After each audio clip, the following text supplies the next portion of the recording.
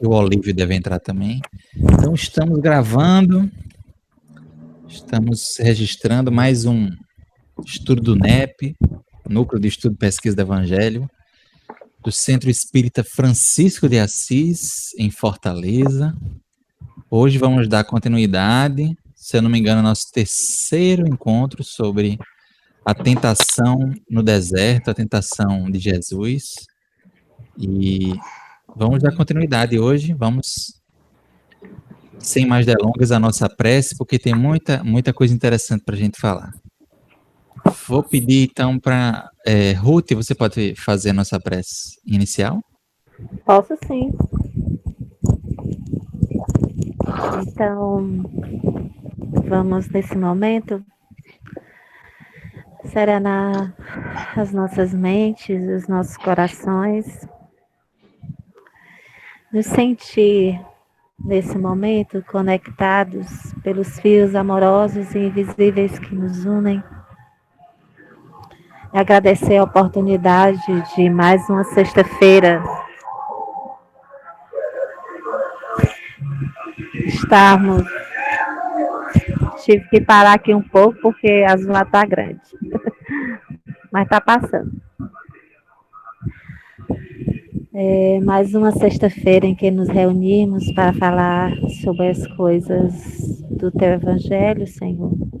Te pedimos a inspiração dos Teus amados, né, bons espíritos que conduzem, né, esse trabalho. Te pedimos também que tenhamos a coragem de sair do estudo e irmos para a prática. Que o Teu amor infinito se faça presente durante esse estudo e ao longo de nossas vidas sempre. Que assim seja. Que assim seja. Então, meus amigos, vamos dar continuidade ao nosso estudo? Vou colocar aqui de novo nossa passagem. Hoje, já que a gente já está mais familiarizado com a passagem, acho que a gente pode ler só Mateus, pode ser? Só para refrescar um pouco, mas não precisar ler todos os evangelistas, muito embora haja diferenças, né? Entre Lucas e Mateus, mas a gente vai tratar durante o estudo. Então eu vou fazer a leitura de Mateus capítulo 4, versículos 1 a 11. Então Jesus foi conduzido pelo Espírito ao deserto para ser tentado pelo diabo. Após ter jejuado 40 dias e 40 noites, teve fome. Aproximando-se o tentador, lhe disse: Se és filho de Deus, diz para que estas pedras se tornem pães. Ele, respondendo, disse: Está escrito: Não somente de pão viverá o homem, mas de toda palavra que sai da boca de Deus. Então o diabo levou a cidade santa, o colocou sobre o pináculo do templo e lhe disse: Se és filho de Deus, lança-te para baixo, pois está escrito: Ele dará ordens aos seus anjos a teu respeito, e sobre as mãos irão te suster, para que não tropeces em nenhuma pedra. Jesus lhe disse: Novamente o diabo o levou a um monte muito alto. Na verdade, Jesus lhe disse o anterior, né? Gente, eu acho que eu não corrigi, né? O trecho que estava faltando aqui. Me perdoem. Eu acho que eu tinha corrigido, mas como eu terminei usando um outro arquivo para... Deixa eu pegar aqui, a Larissa me deu aqui rapidamente a tradução. Eu tenho que fazer essa correção. Se és filho de Deus, a partir do versículo 6, então. E lhes disse: Se és filho de Deus, lança-te para baixo, pois está escrito: Ele dará ordens aos seus anjos a teu respeito, e sobre as mãos irão te suster, para que não tropeces em nenhuma pedra. Jesus lhe disse: novamente está escrito: não tentarás ao Senhor teu Deus. Essa parte aqui está faltando aí, né?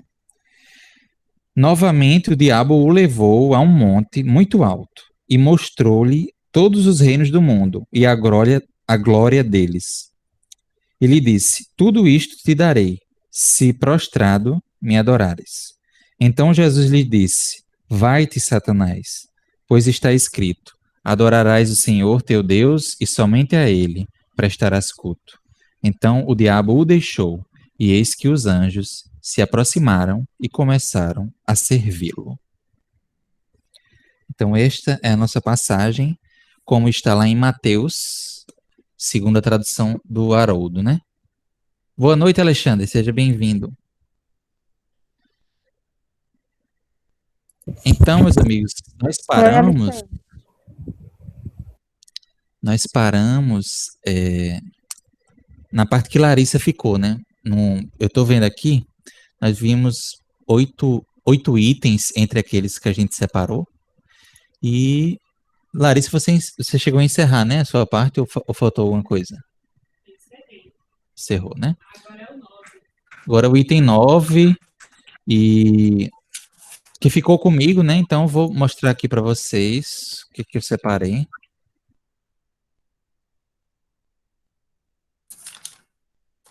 Foi a parte que Larissa comentou. Jejum, sobre jejum. Escolhi colocar alguns pontos culturais sobre o jejum, segundo o dicionário de Douglas. Larissa, você pode ler? Os termos gregos usuais são nesteuo, verbo, e nesteia e netes, substantivos. Em Atos 27, 21 a 33, são também usados os vocábulos asitia e asitos, sem alimento. Tanto quanto diz respeito à prática geral judaica, o dia da expiação é a única festa anual acompanhada de jejum, referida no Novo Testamento. Alguns fariseus estritos jejuavam todas as segundas e quintas-feiras. Outros judeus devotos, à semelhança de Ana, podiam jejuar frequentemente. E aí estão as referências.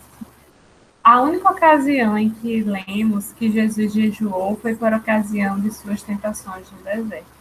Mesmo assim, todavia, não estava jejuando necessariamente por sua própria determinação. A primeira tentação implica que não havia alimento disponível naquela região, que ele selecionara para passar suas semanas de preparação para o seu ministério, missionário Douglas. Interessante, né? Essa é a única ocasião que está escrito, né, que Jesus jejuou, e não foi porque ele quis, né? Foi pelas circunstâncias. Pois é, isso é muito bom, porque a gente vê que nenhum desses costumes, vamos dizer assim, externos, materiais, como ritualísticos, né, como o batismo e também o jejum, embora haja, a gente vai ver que há algumas pessoas que falam, até em termos mesmo de medicina ou de terapia, de alguns benefícios para o jejum, mas é uma questão ainda pouco pacificada, mas em nenhum momento Jesus, vamos dizer assim, chancelou qualquer ritual, mas também não se negou a fazer parte deles, né?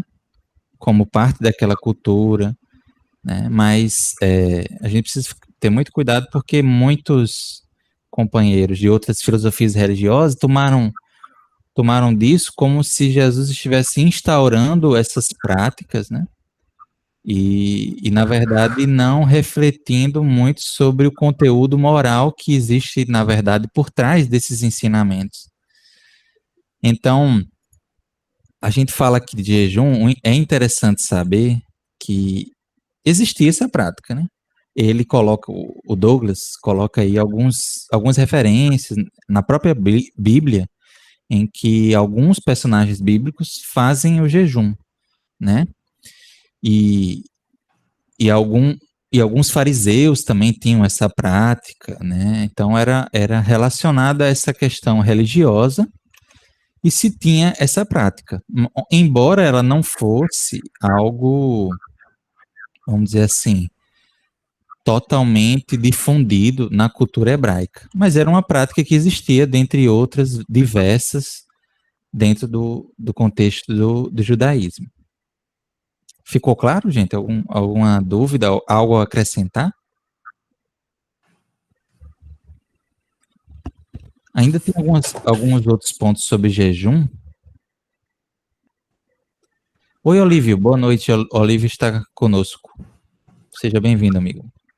A gente acabou de começar, só lemos esse textinho sobre jejum. E aí depois eu vou trazer alguns mais dentro do contexto da passagem.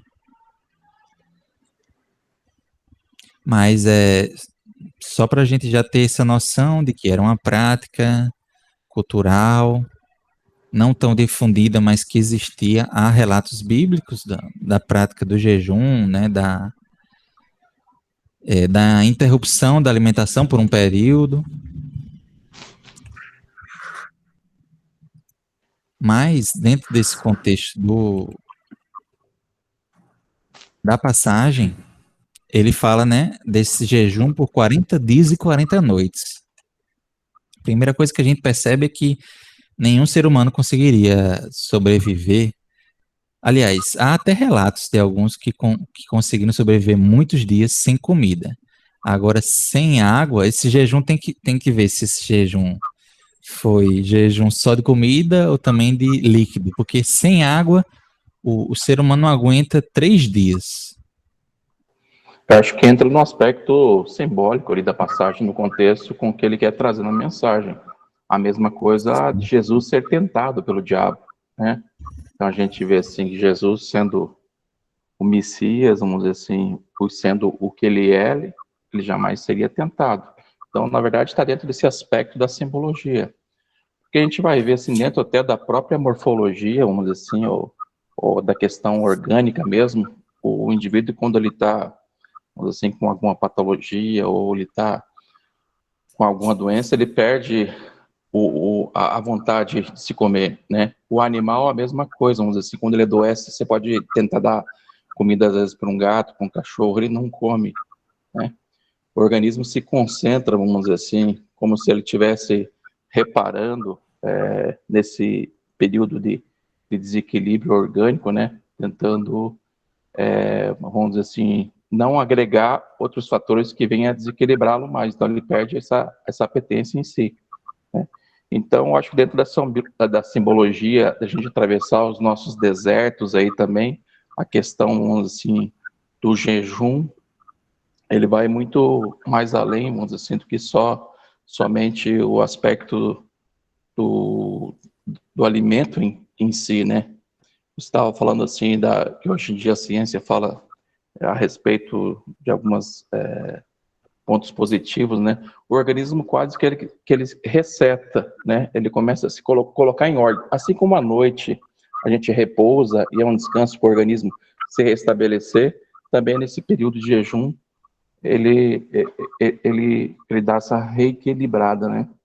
Então, eu acho que nesse momento, vamos dizer assim, da gente atravessar os nossos desertos, como se soasse como uma tensão, vamos dizer assim, até na própria mensagem que ele fala ali, que nem só de pão vive o homem, né? Então, o desvincular-se também nesse período de dificuldade do que vem a ser o externo, que vem a ser o material em si, né? Não dá tanta importância somente para nutrir o corpo físico, mas sim nutrir os pensamentos, nutrir a alma, né? Acho que talvez dentro dessa linha. Muito bom, Israel. Muito bom. Realmente é importante a gente refletir sobre o ponto de vista simbólico. A gente trouxe alguns trechos do Champlin, e é interessante que ele vai, ao mesmo tempo, fazer um comparativo metafórico, até perceber traços de passagens do Antigo Testamento e rimas com o Antigo Testamento, mas ao mesmo tempo, Champlin vai fazer uma interpretação muito literal da passagem, né? Como se esse fato tivesse acontecido em todos os detalhes exatamente daquela forma. A gente trouxe esses comentários dele até para que a gente possa ter um pensamento crítico, né? Discordar ou aprimorar esse pensamento. Mas eu acho que eu preferi trazer para nós, né, do que a gente ter um pensamento único, né? Mas vejam só, antes disso ele faz esse comentário breve aí sobre essa questão do jejum, né? De Jesus, do elemento Jesus. Sua espiritualidade era de ordem tão elevada que às vezes simplesmente perdia o interesse pela comida. Olha como é uma coisa muito material, como uma coisa muito literal, né? Que ele não enxerga esse jejum do ponto de vista moral, que a gente vai ver o que significa profundamente mesmo esse jejum, né? Tanto colocando no contexto da história do povo hebreu, né? Porque a gente pode fazer um paralelo bem interessante com a história do maná no deserto, né? Que foi quando o povo teve fome, né? E realmente passou esse período. A gente vai ver que é interessante que esses fatos simbólicos da vida de Jesus sempre conversam com algum ponto da história do povo hebreu, né? Desde o nascimento do Cristo, a gente tem toda vez uma recorrência a isso. Ismael, Sim, assim, lembrando dessa questão simbólica, né, assim, eu não conheço, mas eu só, assim, escuto falar e sei que tem muitas referências aos números na questão da cultura hebraica, né, e talvez esses 40 dias e 40 noites tenha alguma questão simbólica, né, com relação a essa questão da cultura, né, do povo hebreu, relacionando com os números, né, eles têm questões espirituais muito relacionadas com essas questões numéricas, né, sempre. Assim, que tem a ver com o que eles estudam, né, com a sua cultura, Esses né? números não são colocados ao acaso, quando se fala 70 vezes, perdoar 70 vezes 7 vezes, 12 apóstolos, esses 40 dias, 40 anos no deserto. É justamente o próximo slide, Ruth. Já a gente chega lá. Mas um ponto interessante ainda sobre o tema do jejum, desse ponto de vista mais prático, concreto, eu acho interessante assim, que esse costume, ele chegou até os dias de hoje, né? No contexto de algumas igrejas. Eu mesmo tenho minha mãe é evangélica, né? E ela, de vez em quando, ela faz a prática do jejum religioso, né? O jejum, a vigília, um sacrifício que eles se colocam em prol de alguma causa. Na Igreja Católica a gente tem as promessas, enfim, tem essa prática chegou até os dias de hoje, de uma certa forma, né? Óbvio que perdeu muito do significado que tinha dentro daquele contexto do povo da época. E isso é que eu me preocupo, sabe? Assim, a gente respeita profundamente, mas há muitas práticas de outros movimentos religiosos que trouxeram práticas muito antigas do povo hebreu sem muito cuidado para os dias de hoje. E isso é preocupante às vezes. Mas a gente respeita, né? Continuando essa fala do Champlin, ele diz o seguinte: então, para ele, Jesus perdia o interesse pela comida. Assim, pois, o jejum resultava do desenvolvimento espiritual e não servia de meio para obter o mesmo. Isso aqui é até interessante porque conversa com aquela passagem de não é o que entra pela boca que faz o homem mal, mas o que sai pela boca, né? Que Jesus trouxe esse ensinamento, né? Interessante, a gente precisa refletir bastante sobre isso, né? O jejum em si como prática, a gente, considerando ou não que Jesus o fez, aqui ele está considerando, mas ele coloca aqui não como um meio de se desenvolver espiritualmente, porque é uma prática material, deixar de comer. É o que você está pensando, na verdade, a intenção por trás desse jejum, né? Na doutrina espírita, no Evangelho segundo o Espiritismo, há o texto sobre o sacrifício mais agradável a Deus, né? Quer dizer, todo sacrifício feito em prol de um bom, de algo positivo, ele é válido, né?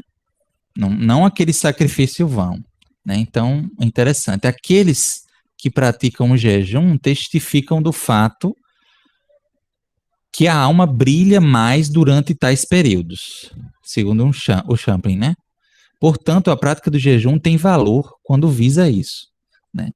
E aí a gente pode, óbvio, a gente está vendo que essa passagem é muito simbólica, mas eu acho que essa parte da prática concreta é interessante também a gente refletir sobre ela, até como Israel falou e eu comentava, há pessoas, mesmo fora da filosofia da religião cristã, que tem esse tipo de prática, né, de jejum, de não ingerir comida. Há alguns relatos de culturas orientais que têm essas práticas, junto com a meditação, eles conseguem passar muito tempo sem comer. Então, é uma coisa cultural e é algo que, óbvio que não é pacífico, o quanto faz bem ou não o tempo e tal. Há uma discussão na ciência sobre isso, mas existe alguns indícios que um período curto de jejum pode trazer bons benefícios, como o Israel falou. A gente, antes de fazer um exame, a gente não tem que passar por um jejum, né? Justamente para não sair no nosso sangue traços do que a gente ingere, do que a gente absorve no dia a dia. Então, de certa forma, é uma limpeza. Óbvio que é preciso ter muito cuidado, né? Porque a alimentação, ela é importante para o nosso corpo. Então é isso, sobre essa parte, é isso. Agora a gente vai para a parte do simbolismo do 40. Mas ficou claro até aqui? Vocês têm algum comentário a acrescentar sobre isso? Eu teria algo interessante que o dicionário bíblico do Wycliffe, ele coloca. Ele tem uma parte muito longa sobre jejum, e ele começa dizendo que o jejum na Bíblia implica em total abstinência de toda a comida por um certo período. Que essa duração varia de horas, de dias, né? Etc, etc, etc. Lá na frente, uma outra colocação que ele vai dizer é que, dentre outras expressões de jejum utilizadas no Antigo Testamento, significaria dizer não comer pão, né? Ou afligir alguém, tá certo? E essa última frase está na lei mosaica, que pode ter sido incluída a palavra jejum, segundo ele dá as referências, e significa rebaixar-se ou humilhar-se pela autonegação como uma expressão própria de arrependimento. Olha que significado de jejum ele está colocando aqui, o Wycliffe. E lá adiante, ele coloca também que o jejum parecia ser natural, né, para reforçar a atividade de arrependimento e a confissão sincera. Assim como quando alguém se vestia de saco ou de cinzas. São três referências interessantes no dicionário bíblico do Wycliffe. E falando dos números que a Ruth também citou, de essas ligações com o Antigo Testamento, na Bíblia, as três figuras, né, os três elementos que tem esse jejum de 40 dias são Moisés, Elias e Jesus. Tá? Câmbio. Muito bom, Antônio. A gente Pode ser lembrar referência também, do Wycliffe. Pode falar, Israel.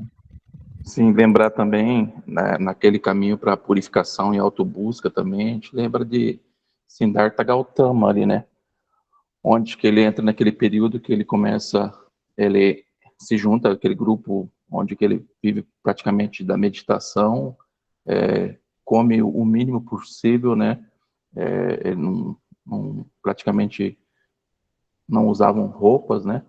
Então, o tempo dele era dentro desse auto-meditar, como se fosse esse jejum, né, das coisas externas, dentro da auto-busca dele de elevação ou reconhecimento espiritual, né? Até o momento que ele é despertado e abandona, vamos dizer assim, essa postura. Mas eu acho que todos nós temos esse momento nosso de atravessar em nossa existência os nossos desertos, né? Jesus vem trazendo ali, vamos dizer assim, dentro dessa simbologia, mostrando o que toda a sociedade judaica havia passado com as dificuldades no passado, com esses links, vamos dizer assim, né? Ele representando a profecia dos patriarcas ali, né? E, ao mesmo tempo, vamos dizer assim, também mostrando o que havia o povo judeu passado, né? Dentro das suas provações, esse tempo no deserto, o culto à imagem, né? Fazendo relação também muito essa passagem. Mas acredito, vamos dizer assim, dentro dessa simbologia, é esse preparo que a gente tem que ter, eu acho, atenção para as coisas externas em si, né? E para despertar esse lado espiritual, como se fosse uma autobusca mesmo. Acho que é isso aí.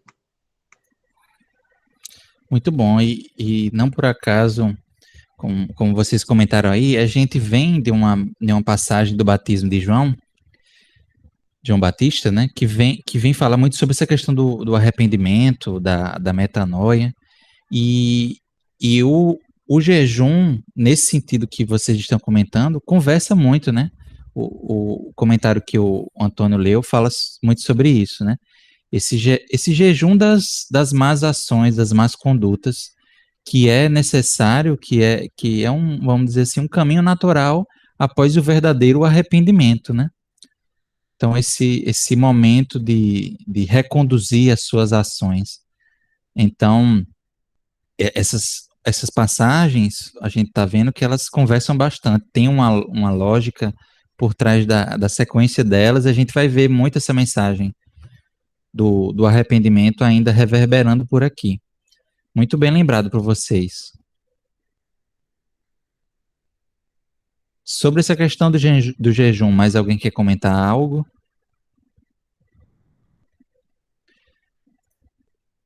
Então vamos seguir, ainda vamos falando sobre jejum, mas dentro do contexto desses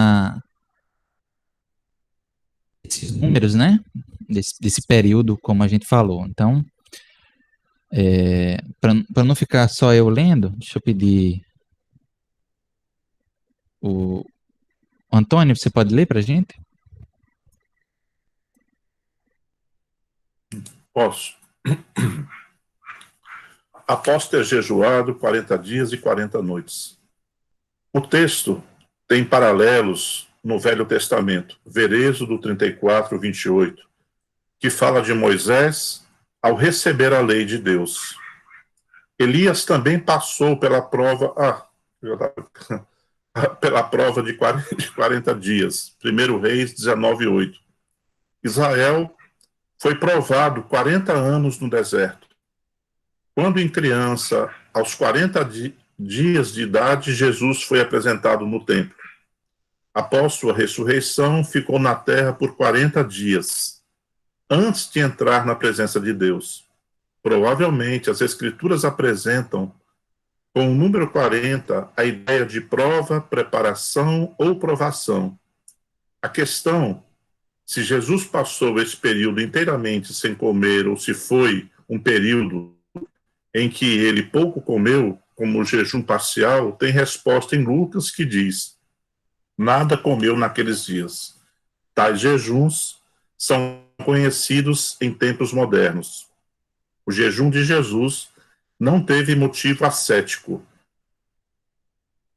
mas foi espontâneo, mesclado com preocupação mental e espiritual, o que outra prova de seu tremendo desenvolvimento espiritual como homem. A visita dos anjos, versos 11, ilustra a mesma coisa. Jesus não era asceta, como João Batista. Não jejuava a fim de produzir experiências espirituais ou para ter motivos para ufanar-se. Novo Testamento interpretado Champlin. Pois é, então eles apresentam, o Champlin apresenta esses paralelos que o Antônio comentou, né, com a história de Moisés, de Elias, que também passaram pela mesma coisa. Então, são textos que foram colocados em paralelo, não por acaso. Essa história, ela, vamos dizer assim, ela nos remete um senso de continuidade, né?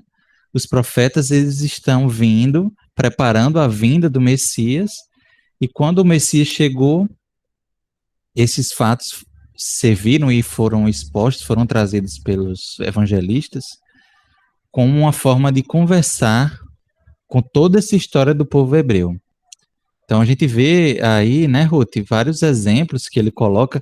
Eu não sei qual é a referência que Champlin pegou para tirar que aos 40 dias de idade, Jesus foi apresentado ao templo, mas tá aí, ele coloca o fato de ele ter ficado 40 dias após a ressurreição, entre os discípulos, né, convivendo ali, depois a ascensão, ele materializado depois do desencarne, e aí ele apresenta essa proposta de interpretação de o 40 como representando esse momento de provação, tentação nesse sentido de provação, de preparação, de burilamento, né? Não que Jesus precisasse, mas o povo precisava para receber a sua mensagem. Então, na verdade, essa história de arrependimento, de tentação, de provação e de redenção, ela é a nossa história evolutiva, né? E como é interessante. Ficou mais claro agora o quanto o exemplo que o 40 pode trazer de interpretação para e por que ele foi usado aqui. Tem muitas referências ao 40 que combinam com a interpretação dessa mensagem, né? Então, o 40 carrega essa mensagem, da mesma forma que o 7 carrega como a criação foi feita em 7 dias, carrega essa mensagem de um ciclo completo, de uma perfeição. Perdoar 70 vezes 7, né? Quer dizer, perdoar ciclicamente, para sempre, de maneira perfeita, de maneira a buscar a perfeição. O 12 também tem um significado, e o 40 tem essa interpretação aqui que o Champlin nos traz, que acho que faz muito sentido. Aí depois obviamente, ele faz essa interpretação mais concreta, de como realmente se Jesus fizesse materialmente esse jejum, mas acho que pelo menos ele coloca que Jesus, se Jesus jejuasse, ele não jejuaria como forma de fazer algum sacrifício pela própria evolução, ou por um motivo de se orgulhar, assim como faziam. Olha, Jesus apresenta esse exemplo dos fariseus hipócritas, incoerentes, que jejuavam a ponto de passar mal, mas assim, para mostrar para os outros, olha como eu estou me sacrificando, né? Chegavam a ficar com umas caras assim cadavéricas, com os olhos cheios de olheiras, e eles usavam isso como forma de mostrar como eles estavam se sacrificando. Então aqui o Champlin toma esse cuidado para dizer que Jesus, não faz nenhum sentido Jesus cometer uma dessas práticas nessa intenção, né? Mas sobre o 40, sobre esse sentido do jejum, alguma dúvida, algo a acrescentar, gente? Tem uma passagem também, sim, agora eu não estou lembrado, não lembro se eu ouvi numa palestra, que fazia um relato, acho que era a Francisco de Assis, não sei se talvez alguém conheça, que é a respeito, vamos dizer assim, do prazer da alimentação, em um momento acho que foi oferecido alguma coisa algum alimento para ele, e ele a recusa, né? Da questão, sim, do próprio... Porque o doce é uma coisa palatável muito boa, né? Para como se não tivesse caindo também numa tentação dos prazeres, né? Vamos dizer, do que é externo. Não que você não possa ter uma boa alimentação, vamos dizer assim, que a gente, se for controlar por aí, a gente se apega aos únicos prazeres, muitas das vezes quando se priva de algumas outras coisas que a gente não gosta, né? Mas tem essa passagem. E tem outra alusão também feita ao jejum, lá em Mateus, no capítulo 9, né? Acerca do jejum, né? Onde ali os discípulos, né? Acho que de João Batista se aproxima dele e fala lá, dizendo, por que nós e os fariseus jejuamos, porém os teus discípulos não jejuam? E Jesus responde, acaso os convidados das núpcias podem estar de luto enquanto o noivo está com eles? Né? Sendo privado ou tendo que ficar de jejum? Ele fala assim, mas dias virão, quando o noivo for tirado deles, e então jejuarão. Então, essa questão simbólica do jejum, vamos dizer assim, enquanto Cristo estava trazendo essa nossa mensagem redentora, construindo esse ser mais forte espiritualmente, nos preparando, vamos dizer assim, para o jejum que a gente irá de passar em nossa trajetória, né? Ainda a gente é muito apegado ainda às questões do externo, não só, eu falo do alimento, mas ele é um ponto que às vezes também pode te tirar, vamos dizer assim, se a gente não ter esse autocontrole e essa disciplina, né, desse objetivo maior, que é essa elevação nossa, que é espiritual, né? Muito bem lembrado, Israel. Até porque se a gente for pensar que o alimento de forma exagerada, né, e pode constituir também uma fonte de vício, inclusive de vício para nós, né? E às vezes isso pode apresentar para a gente uma fragilidade que a gente precisa trabalhar. Então, o jejum ou a gula como extremos podem demonstrar essas fases da nossa evolução espiritual, né? Em busca desse equilíbrio. Porque tem um momento para tudo ali, não que ele condene tanto, porque ele fala ali que não era o momento de jejuar enquanto eles estavam com os discípulos, né? Não que Jesus esteja condenando, mas muitas das vezes, em algum momento da nossa existência, a gente tem que ter um critério maior, vamos dizer assim, com essas questões da disciplina, né? Do que é externo. Há momento para tudo, como se dizer, tem os momentos na vida que a gente pode se ter o prazer, né? De brindar, de confraternizar, mas sempre puxando a gente para essa questão do equilíbrio, né? Exatamente. Porque Jesus nunca se privou de sentar à mesa e esse momento é um momento de comunhão, né? Muito bom mesmo. Ainda tem um slide sobre 40, mas que vai falar muita coisa que a gente já comentou, mas eu vou ler rapidinho, porque ele traz outros exemplos, Ruth, para poder fixar mais ainda essa questão do 40, né? Temos a notícia do jejum de 40 dias e 40 noites. A Elis vai entrar aqui, vou autorizar a entrada dela aqui. Pronto. Temos a notícia do jejum de 40 dias e 40 noites. Não se trata de um hebraísmo, essa repetição, mas salienta o narrador, a repetição, né? 40 dias e 40 noites. Mas salienta o narrador que Jesus não comeu nem de dia nem de noite. Há razão para essa afirmativa, pois no Oriente, depois de ocultar-se o sol, os jejuadores podiam alimentar-se, como ainda se usa hoje no Ramadã. Né? Então é preciso entender que o dia hebraico é diferente do nosso dia, né? Vai de 6 da noite, o dia encerra e começa um outro dia, começa um outro ciclo, né? Então, a partir de 6 da noite, eles, inclusive, lá no próprio Shabá, né? Que eles fazem essa prática do jejum, a partir das 6 da noite no Shabá, já se pode tanto trabalhar como deixar o jejum. Tem uma prática que os muçulmanos fazem também no Ramadã, né? O Pastorino até cita aqui também usa essa mesma lógica, né? Então, interessante esse detalhe cultural aí, técnico interessante. Por que 40? É um número simbólico e cabalístico que vemos repetido no Velho Testamento. O dilúvio dura 40 dias. Olha o dilúvio novamente aí, né? O dilúvio dura 40 dias. Moisés jejua no Sinai por 2 vezes, durante 40 dias de cada vez. Está em Deuteronômio.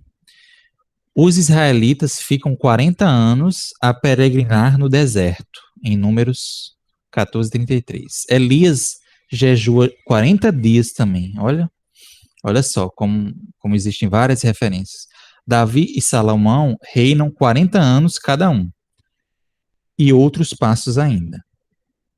Na própria vida de Jesus temos esse jejum e mais tarde sua permanência na terra entre a ressurreição e a ascensão durante 40 dias. Olha quantas referências a 40, seja 40 dias, 40 anos, 40 noites, nós temos no Evangelho, né? Então há de fato uma mensagem por trás desse número.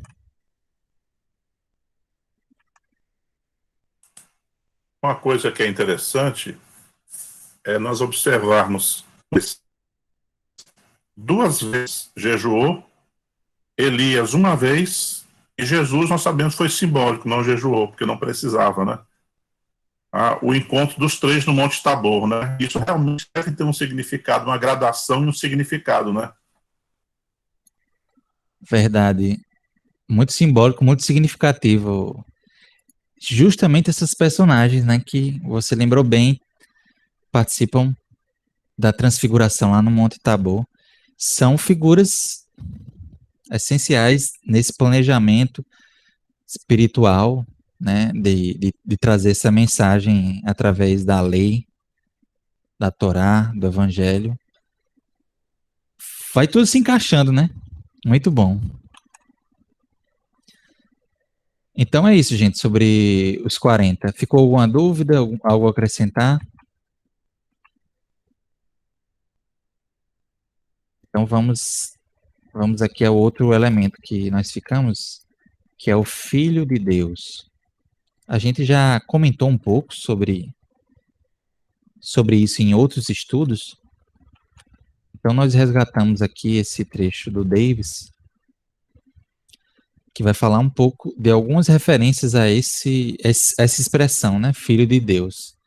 Acho até que a gente já leu esse trecho em outras reuniões, mas vamos recordar. Nome que designa o Messias, no sentido mais profundo, expressivo da relação misteriosa existente entre o Eterno Pai e o Eterno Filho. Portanto, a palavra filho não designa o seu ofício, e sim a sua natureza. Tem ele a mesma natureza igual com seu pai, que é Deus. A gente sabe que, do ponto de vista material, o filho carrega a genética do seu pai, né? Não só isso, mas as tendências, né? Mesmo com pouca convivência, a gente às vezes percebe, né? Quanto, nisso você é a cara do seu pai, tem o jeito do seu pai, o jeito da sua mãe. Isso é muito forte, né? Então, o que carrega essa expressão filho de Deus é essa mensagem de que, ao chamar Jesus de filho, ele está em completa consonância com os valores do Criador, né? Ele tem, vamos dizer assim, entre aspas, essa genética divina. Foi ele mesmo, continuando o texto aqui, né? Tem a natureza igual com o seu pai, que é Deus. Foi ele mesmo que se chamou Filho de Deus, em todas essas passagens aqui de Lucas, e que seus apóstolos proclamaram em Atos, né? Uma carta de João aqui também. Por se dizer Filho de Deus, e que os judeus o condenaram à morte, por se dizer Filho de Deus, é que os judeus o condenaram à morte como blasfemo, né? Vamos lembrar que lá na placa tinha na placa da cruz do Cristo tinha rei, né, dos judeus, né? Mas eles também condenavam essa figura de chamar filho de Deus e o chamavam de blasfemo, chamavam isso de blasfêmia, falar dessa forma, né? E todavia, verdade foi bem atestada por ocasião do batismo, quando o Espírito Santo desceu sobre ele, acompanhado pelas declarações audíveis do Pai Celestial. Justamente é a última passagem que nós estudamos, né? Que também se fez ouvir no Monte da Transfiguração. Olha, referência também a essa voz que a gente estudou, que também é ouvida no Monte Tabor, quando estão lá presentes Moisés, Elias e Jesus. Então, a gente está vendo como esses textos conversam, né? Bastante. Sobre esse ponto, alguma dúvida, algo a acrescentar, gente? Ok, então a gente vai seguindo. Se és filho de Deus, diz para estas pedras se tornem pães. Champlin fala aí sobre pedras, possivelmente certos cristais chamados melões de Elias ou outros tipos de pedras da localidade que se parecem com pãezinhos e que milagre inútil apenas por orgulho ou para satisfazer a grande fome que então sentia. A base da tentação seria o egoísmo, pois mostraria seu poder para satisfazer a própria fome. Aqui ele apresenta uma possibilidade dessas pedras serem esses melões de Elias que se pareciam com pães. Interessante saber, apenas uma curiosidade aqui, pode ter sido essas pedras as que o texto está se referindo, né? Que seriam transformadas em pães. Alguma dúvida sobre esse ponto, gente? Ele deve ter utilizado pães porque devia ser o alimento mais comum da época, né? Mais representativo do que é a alimentação. Exatamente, né? A gente viu que a importância do pão desde da seara, da produção do trigo, e o pão, na verdade, é o produto final, né? De toda essa questão do plantio, do cultivo. E era importantíssimo, tanto economicamente na época, como forma de subsistência. Óbvio que o pão da época é muito diferente do pão que nós temos usualmente hoje, né? Era um pão com fermentação natural, era um pão muito mais, que alimentava muito mais, que era muito mais encorpado, né? Do que hoje a gente tem. Porque com os processos hoje industriais, né? De ter que se produzir tudo em grande quantidade, se adicionou as ferramentas químicas, né, os fermentos químicos para poder acelerar.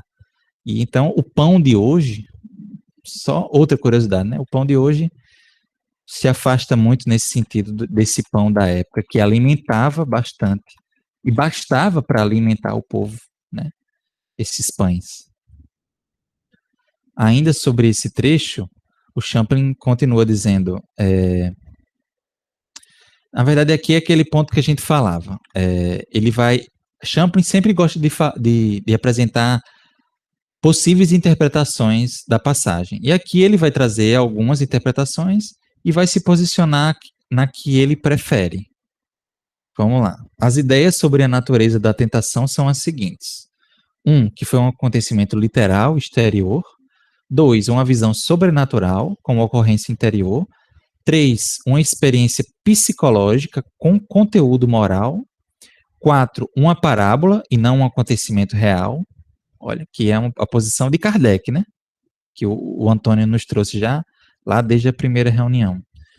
E 5, um mito de conformidade um mito, né? Tá. Aí ele começa a apresentar a visão dele. De conformidade com o texto, é claro que a primeira ideia é a mais razoável, né? Segundo ele, um acontecimento literal. Não sabemos de que forma Satanás apareceu a Jesus. E aí ele já demonstra para a gente uma visão do Satanás como uma entidade de fato existente, né? Champlin é evangélico, né? Mas os detalhes da narrativa mostram que o autor quis relatar uma ocorrência literal.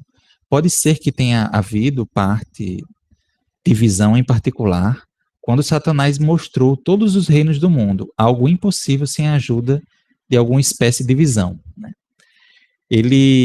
A gente trouxe aqui, mesmo discordando dessa interpretação do Champlin, para que a gente faça essa reflexão.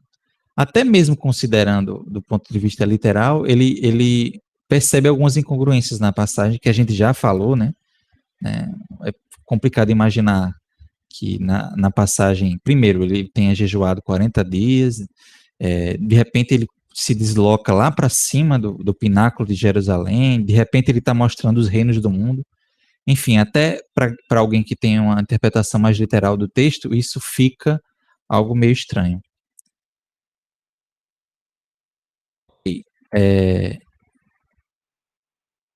Então, é isso, sobre essa questão das pedras e pães. Nós ficamos, inclusive, até esse item, né? A partir do 13, então, é Antônio e Ruth. Agora, sobre isso, ficou alguma dúvida? Algo que vocês queiram acrescentar? A minha pesquisa, ela foi... eu vi muita coisa, mas eu trouxe pouca coisa, até para não ficar tão cansativo. Mas, se vocês tiverem algo a acrescentar, podem ficar à vontade. Ok. Então, vamos passar, então, a palavra para o nosso amigo Antônio. Antônio, eu vou colocar aqui o material que você me mandou. Pode ser? Deixa eu tirar essa apresentação aqui.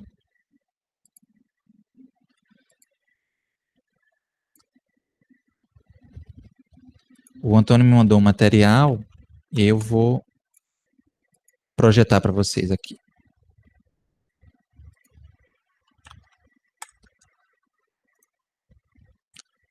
Pronto, meu amigo, fique bastante à vontade, a palavra está com você.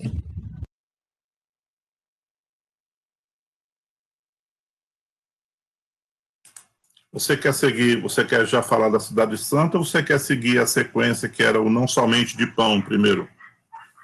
Que ela passa o slide aí, por favor. Sim. Você fica à vontade, Antônio, se você achar interessante.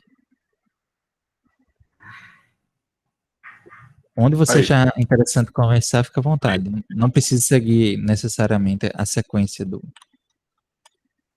A pesquisa que a gente fez, eu costumo dizer que eu fiz aí uma síntese do resumo da resenha, certo? Porque tem muito material mesmo disso daí. Então, para começar, os materiais que falam muito sobre a questão do pão, eles versam muito aquilo que a Larissa já falou, que o pão era realmente o principal alimento. Mas é importante nós termos assim, uma visão do que era Israel, né? Israel hoje ele tem uma área aí de 27 mil quilômetros quadrados, tem um comprimento de 470 quilômetros apenas e uma largura de 135 quilômetros. E dessa área, 50% ou mais é deserto. Então nós imaginamos que Israel é realmente um estreito muito pequeno, a maior parte é só deserto, e aí a partir daí, é só para a gente ter uma ideia desse cenário e estender lá para o passado, né? A gente pode seguir.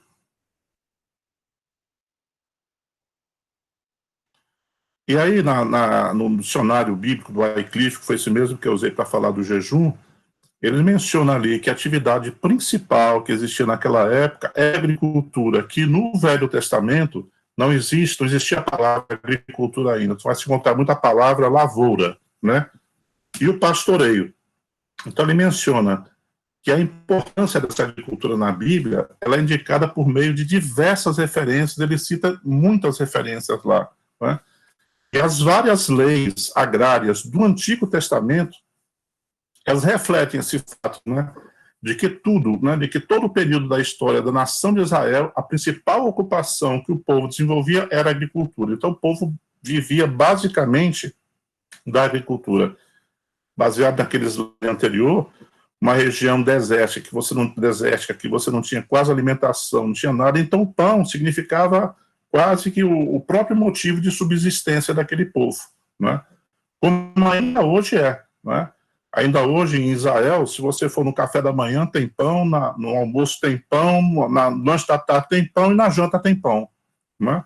Ainda hoje essa cultura ainda persiste, porque imagina naquela época sem quase nenhuma alimentação. Então o pão ele tinha um sentido realmente muito importante para aquela época, né? Podendo passar.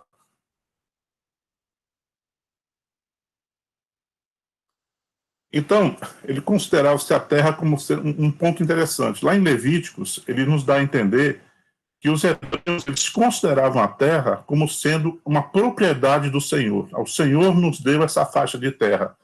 E o lavrador, ele gozava do privilégio do uso da terra. Então, na hora que ele colhia o trigo, a cevada, ou a semente que fazia o pão, e fazia o pão, na hora que ele comia o pão, é como se ele estivesse devolvendo, mostrando para Deus, louvando a Deus em agradecimento por tudo que Deus concedeu e pelo trabalho que ele estava realizando. Então, essa relação do hebreu com a terra, com a produção do pão, ela é uma relação que ela é uma relação de vida, uma relação religiosa, ela é uma relação sociológica, uma relação filosófica, né? Então é muito profunda essa relação que o hebreu tem com os produtos da terra, principalmente com o pão, né? Tanto que nas 3 principais festas, né, que eles têm, que são as dos pães asmos, né, das semanas, né, ou o Pentecostes, dos tabernáculos, né, que as referências são em Êxodo Deuteronômico, basicamente todas elas têm um caráter agrícola. Todas elas têm um caráter agrícola, que são 3 das principais festas que os hebreus têm, né? Então é um ponto muito interessante para se ter uma ideia de como o pão ele era encarado, né? Podemos seguir.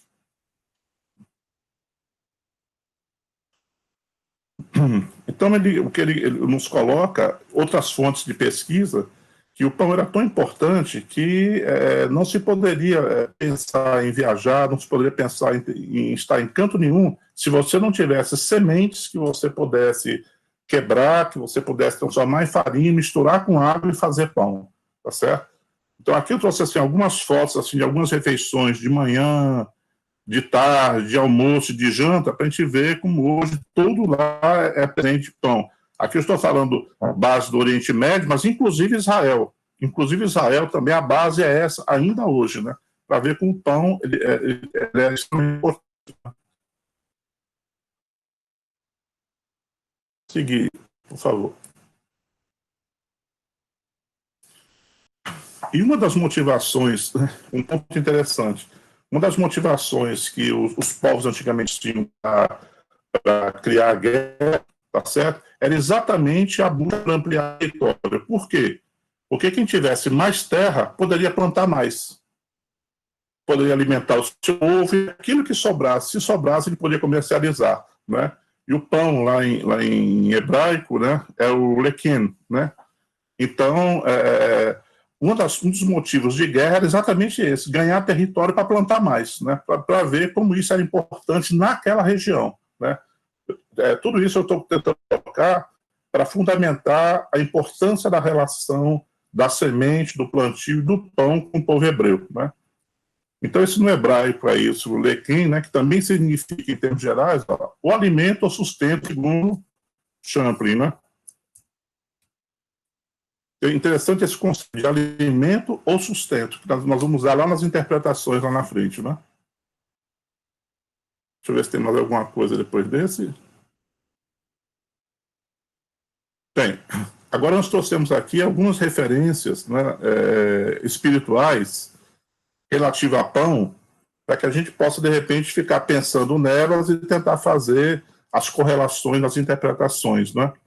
Então nós temos aí do Caminho, Verdade e Vida, no capítulo 54, quando Emmanuel nos coloca que, alimentados por essa fonte sublime, compete-nos reconhecer que, sem o Cristo, as organizações do mundo se perderiam por falta de base. Nele encontramos o pão vivo das almas, e desde o princípio, o seu amor infinito no orbe terrestre é o fundamento divino de todas as verdades da vida. Então, aqui Emmanuel está já nos colocando a ideia de pão, né, de Jesus como se fosse o pão vivo das almas. Né? E nós podemos depois correlacionar isso com toda a necessidade, esse amor, esse culto ao pão que se tinha no passado. Tem outra questão de Emmanuel aí, tem uns 3 aí de Emmanuel. Deve ser por isso, Antônio, que ele deu o nome do livro Pão Nosso. Exatamente. E a introdução é super interessante por causa disso, sabe? É bem interessante. O texto é grande. Outra, no caminho, verdade e vida. Em verdade, no entanto, o pão de cada dia, para todas as refeições do mundo, procede da providência divina. Isso está no Caminho, Verdade e Vida, no capítulo 174. Outra, acho que essa deve ser a penúltima, não sei. Esse está no Fonte Viva, no capítulo 52, onde ele coloca que se é difícil a produção de fruto sadio na lavoura comum, para que não falte o pão do corpo aos celeiros do mundo, é quase sacrificial serviço de aquisição dos valores espirituais que significam o alimento vivo e imperecível da alma.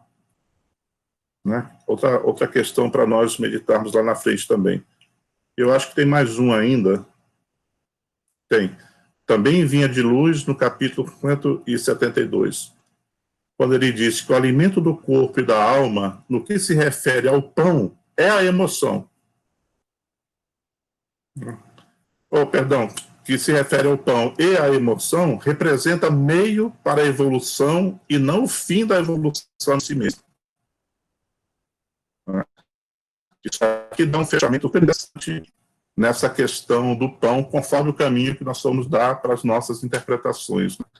Então, esse é um pequeno resumo, mesmo uma pequena síntese de todo o material que tem, que é muito grande, sobre pão. Isso aí é o que nós...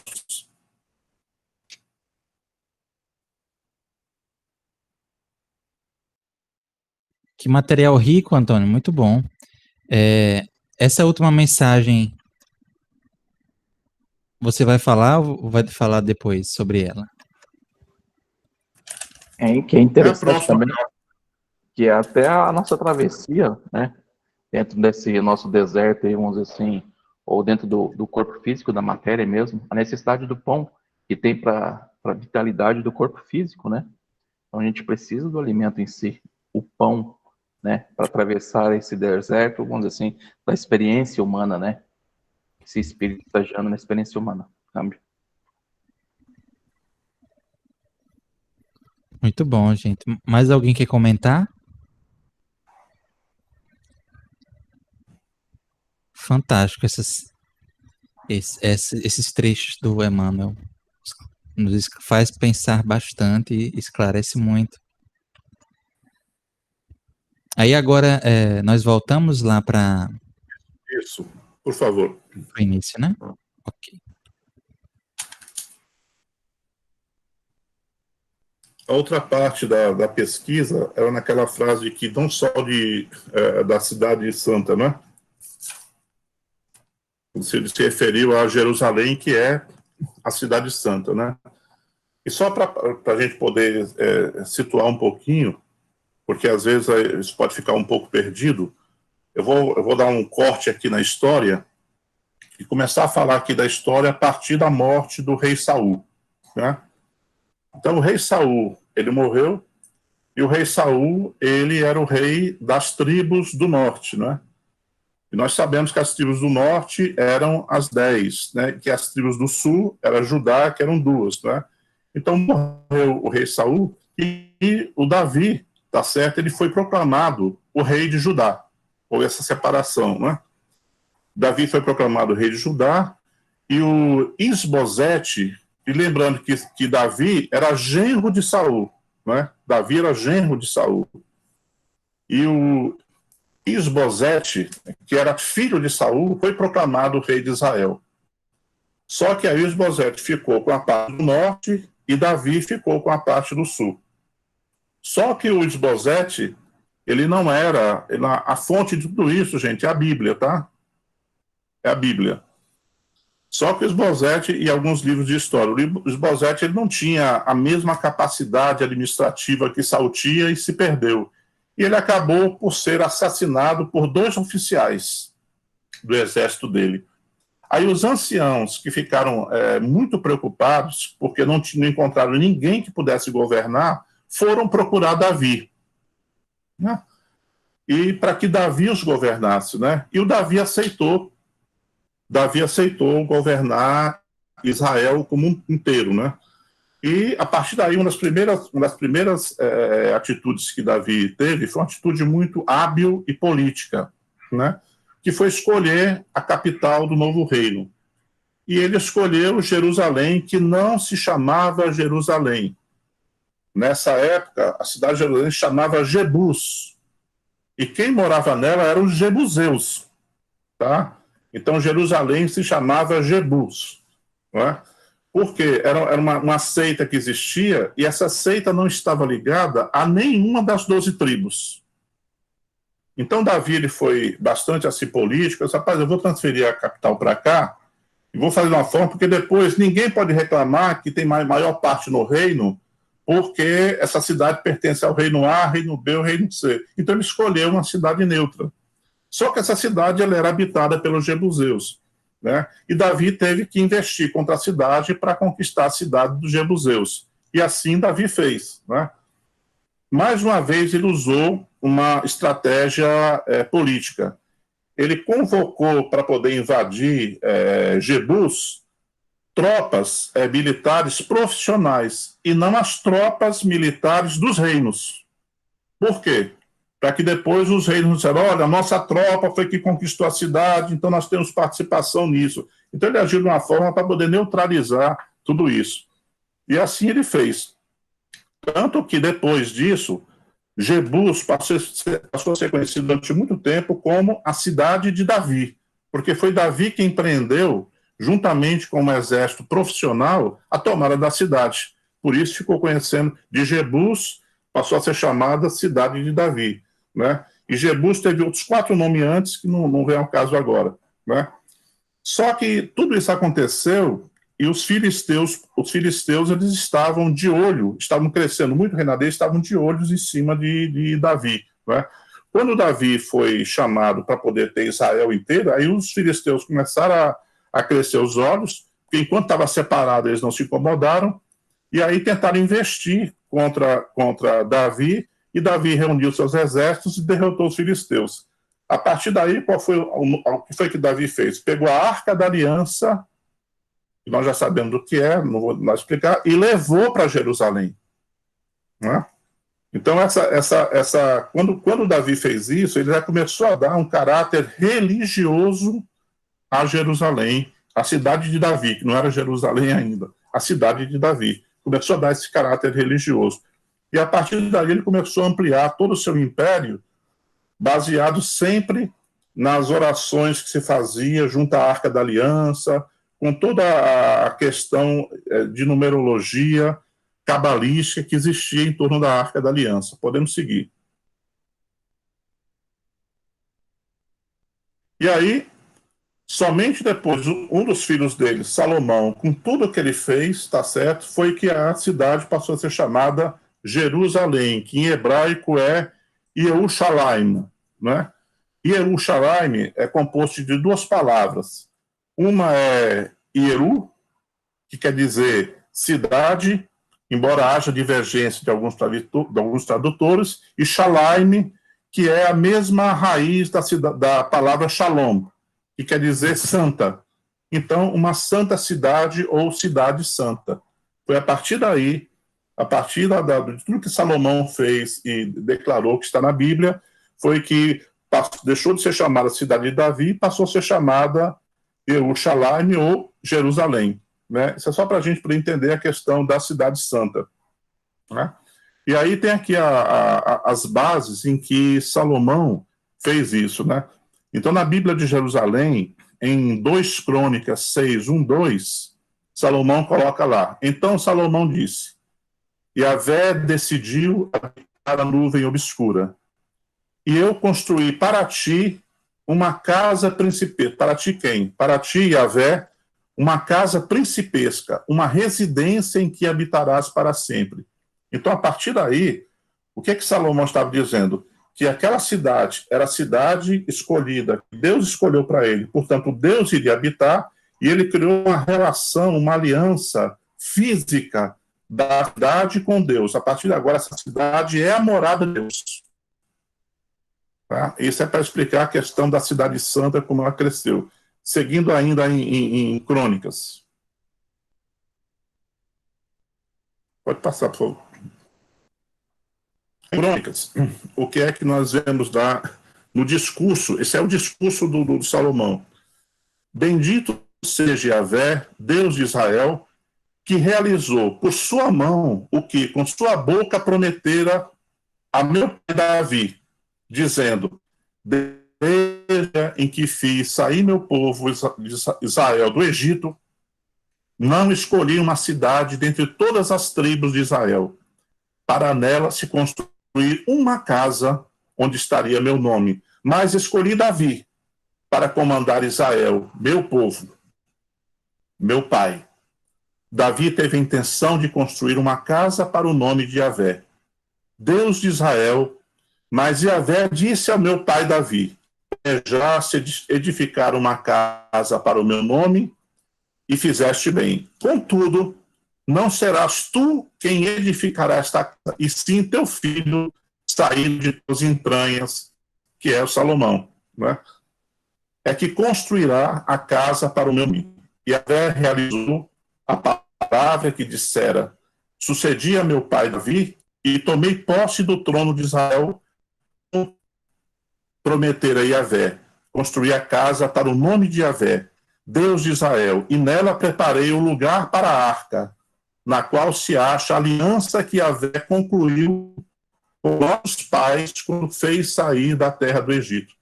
Então, isso daqui é para mostrar que como foi que Jerusalém se tornou, foi concebida a partir daí a cidade santa. Então, existe essa relação muito, muito presente, física, não é, do povo hebreu com a cidade santa como sendo a morada de Deus. Então, Deus escolheu o povo, e o povo escolheu a cidade, e lá criou-se a casa de Deus, e eles acreditavam que Deus habitava fisicamente ali, tá certo? É para nós compreendermos a dimensão que o povo hebreu dá para a cidade santa. Deixa eu ver se tem, eu acho que para por aí, deixa eu ver, vamos ver os comentários que tem. Agora vamos para referências espirituais. Emmanuel, no Vinha de Luz, no capítulo 61, nos coloca que o farisaísmo dos velhos tempos ainda é o mesmo nos dias que passam, apenas com a diferença de que Jerusalém é a civilização inteira. Boa pista, né? Outra que ele coloca no Fonte Viva, capítulo 140. O mundo é uma Jerusalém enorme, congregando criaturas dos mais variados matizes. Mas se te aproximas do Evangelho com sinceridade e fervor, colocam-te a cruz sobre o coração. Aí já está dando um outro sentido para Jerusalém que nós podemos interpretar. Passando.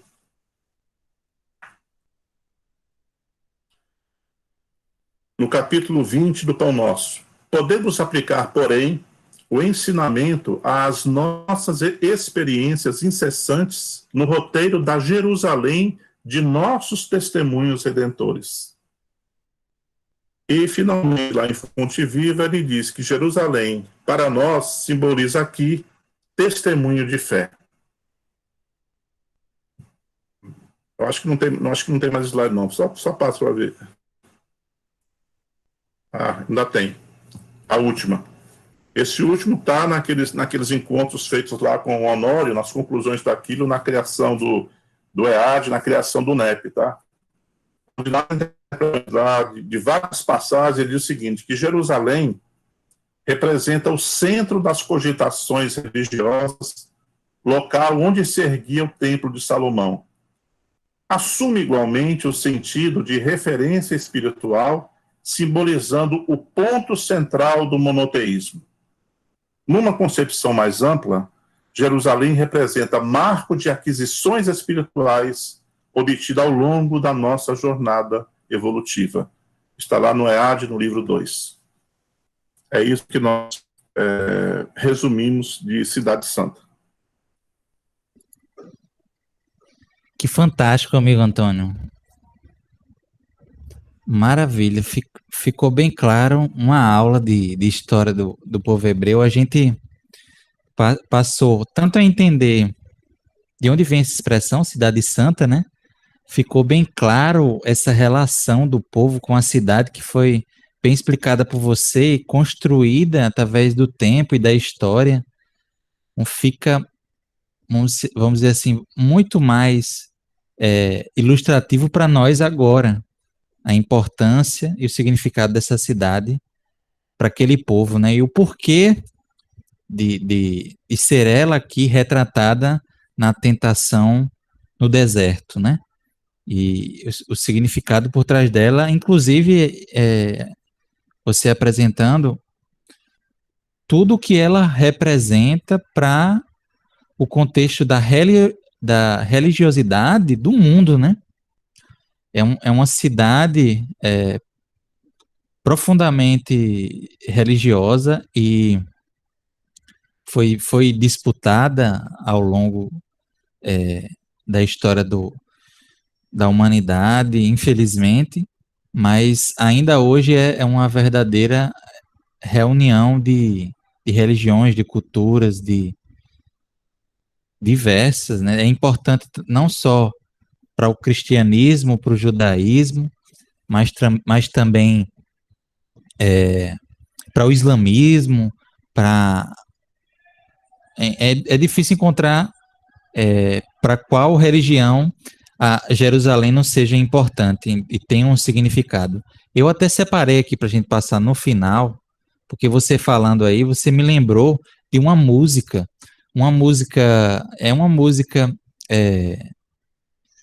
da cultura hebraica, é uma música, vamos dizer assim, do cancionato já conhecido, bem se chama Jerusalém de Ouro. Até foi gravada por Roberto Carlos, né?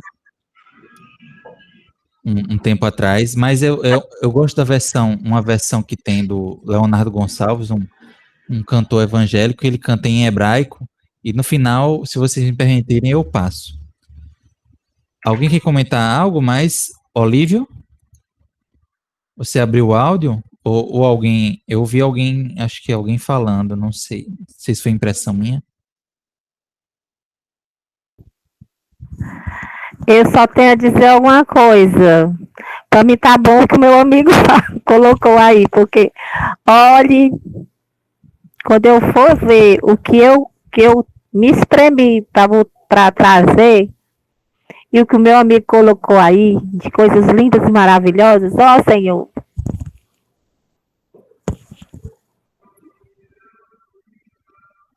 Que é isso, Ruth, nós todos vamos concluir.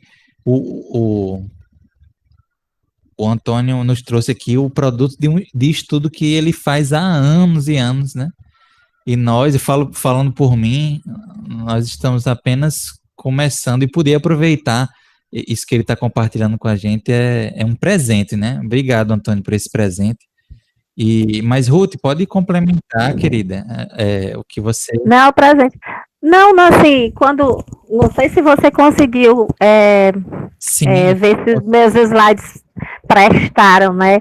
Quando eles são colocados, porque eu não tenho muita intimidade com a tecnologia, até porque faz tempo que eu estou sem notebook e o PowerPoint da minha filha estava assim, dando um trabalho danado. Meu Deus do céu, será que vai dar para o povo ler?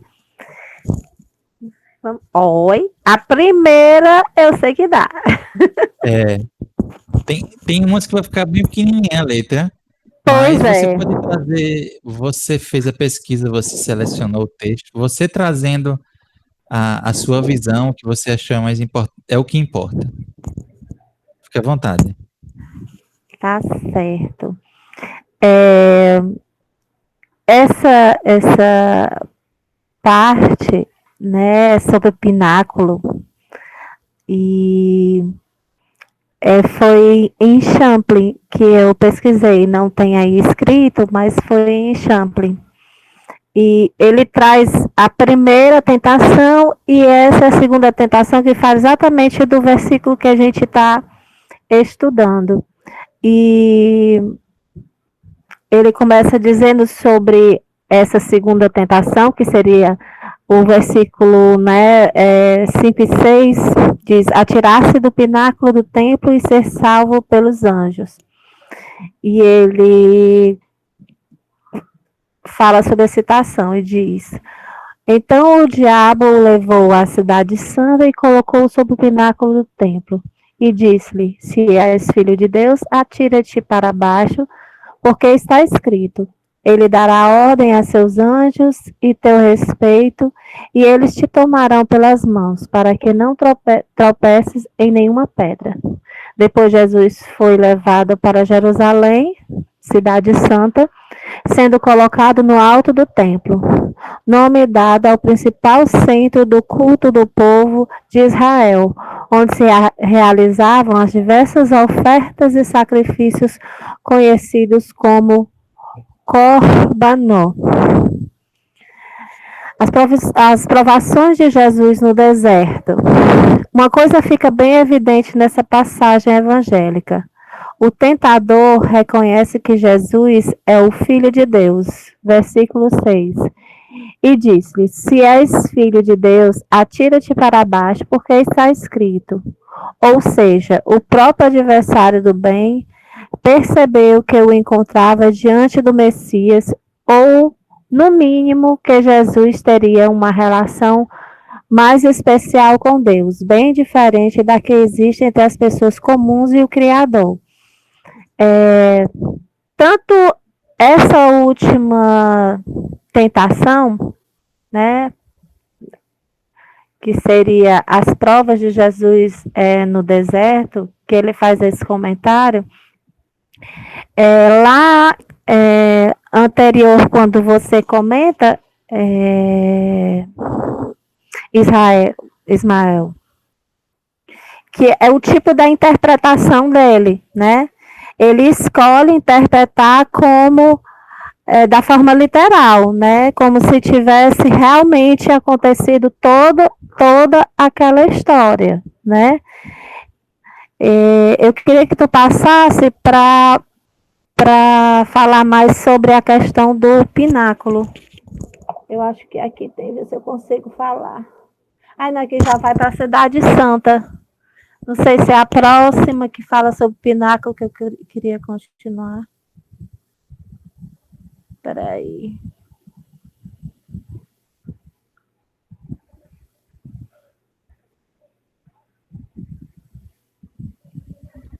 Tem três slides, Ruth. Eu acho que não foi nos outros falando sobre o pináculo, né? Que era um local muito muito alto. E foi comentado, eu acho que por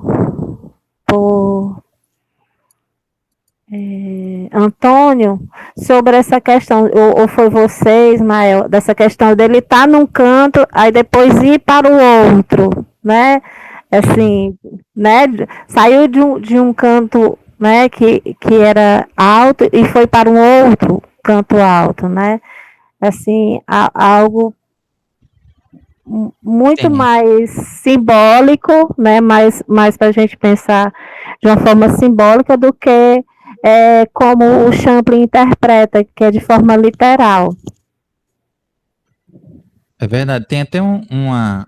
Eu estava dando uma olhada aqui, Ruth, tem uma curiosidadezinha, porque essa palavra que ele usa, como pináculo, que é traduzida para a gente como pináculo, Aham.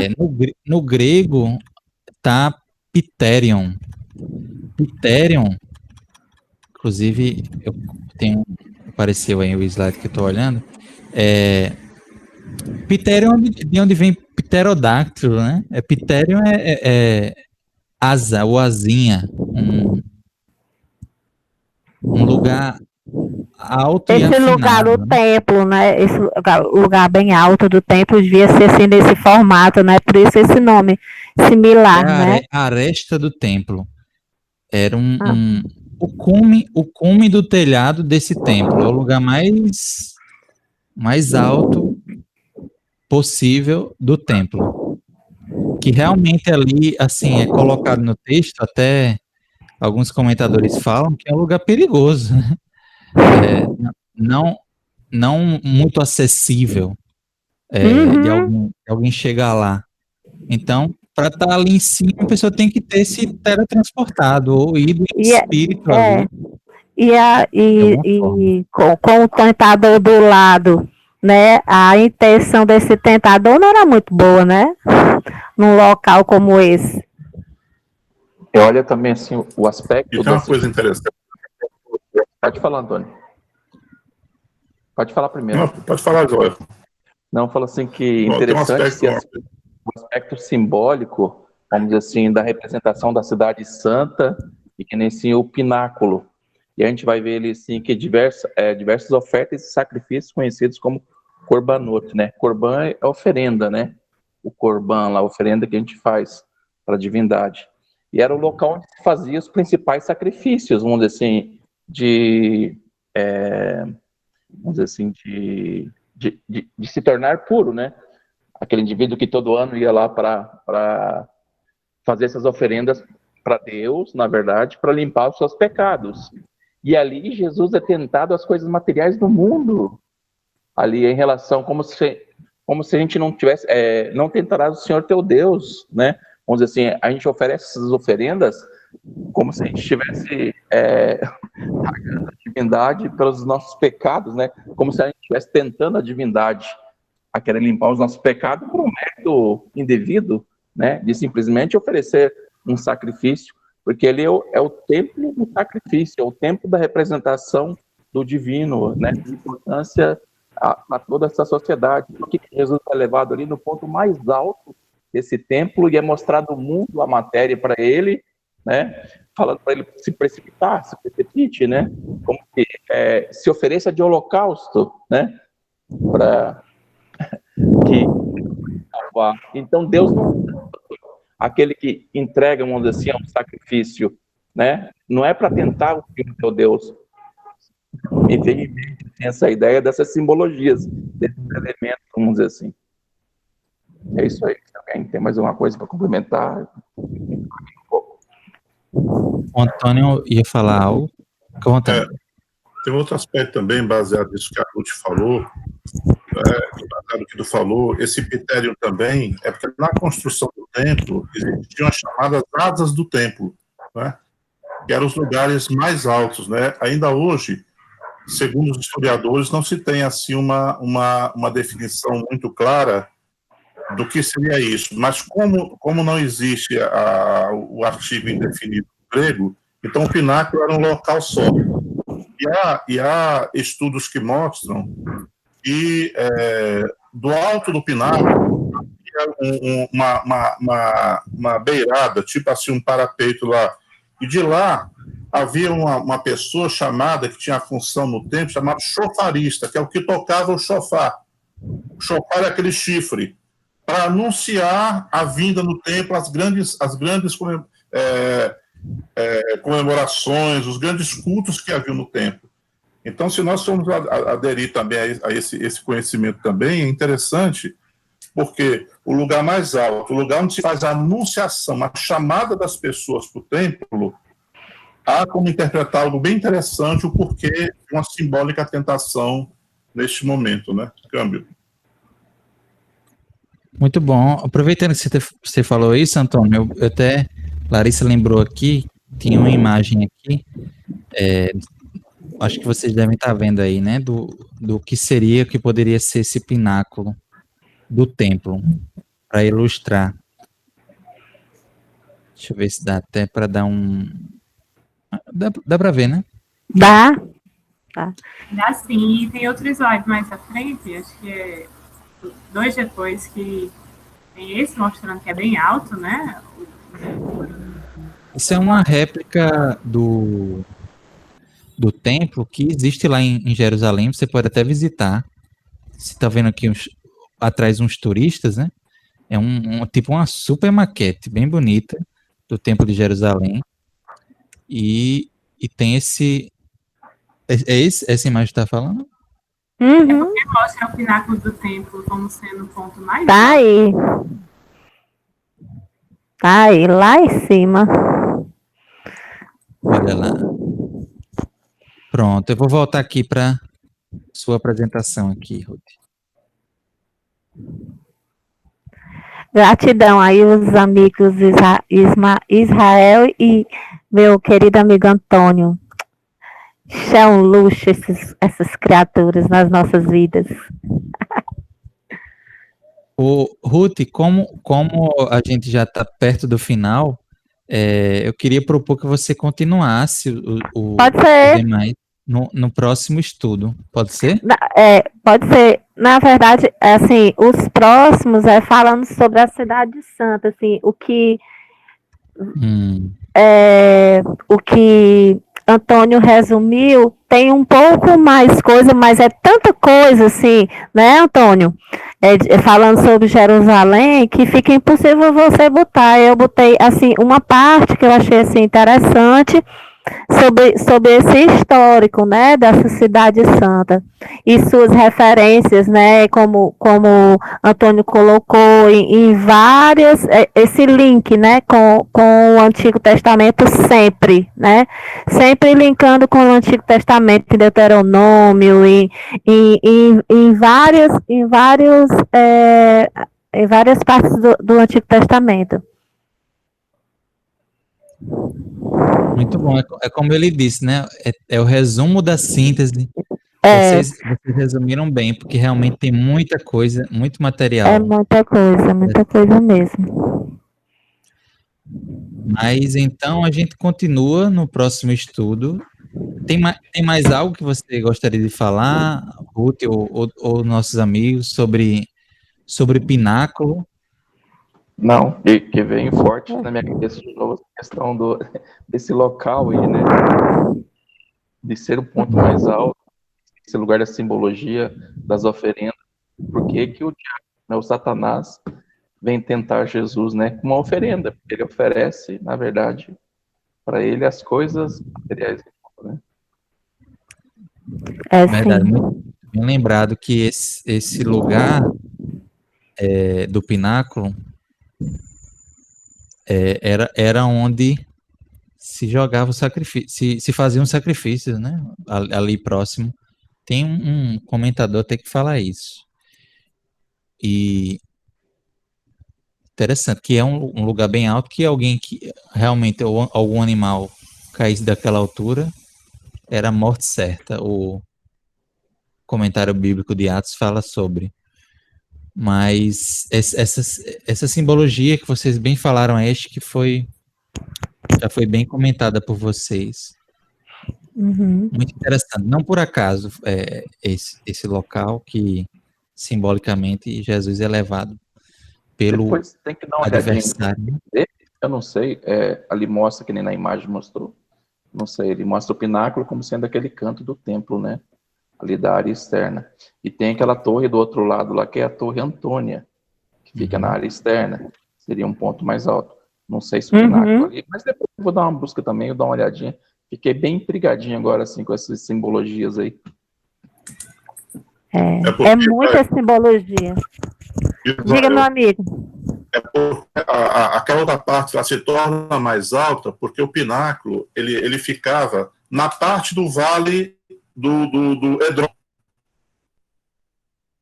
Tá? Então, abaixo do nível da base, ainda tem um abismo. Por isso que ele se torna mais alto do que a Torre Antônia, entendeu? Ele ficava do lado do vale. É porque perto da Torre Antônia ali tinha também os tanques ali, tem alguns tanques ali que tinham. Interessante, legal. Ficou claro agora com essa explicação do porquê o relevo influenciava também nessas alturas. Deixa eu colocar de volta aqui a imagem só para ficar mais ilustrado ainda para vocês, para nós. O Israel está intrigado e eu também estou cada vez mais intrigada, assim, e a gente vai conversar muito sobre isso no nosso próximo encontro, né? Sobre a intenção, né? Dessa história no Evangelho, né? Tendo sido ela falada, né, dita por Jesus ou não, ou intuída pelo evangelista, mas assim, a intenção dessa história, né, no Evangelho, né, a importância dessa história no Evangelho, né, para a gente entender com tantos simbolismos. Muito bom.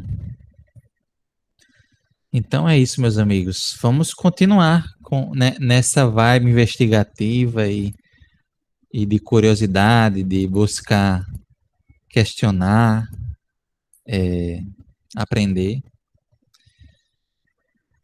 Para a nossa prece final, então, eu, como sugerido, vou colocar para vocês a música Jerusalém de Ouro, Yerushalayim Shel Zahav. Oi? Terminar. Bom lembrete aqui de Larissa. Eu vou terminar a gravação aqui para quem está nos assistindo, porque esse vídeo e essa música tem direitos autorais, então a gente não vai poder postar no YouTube.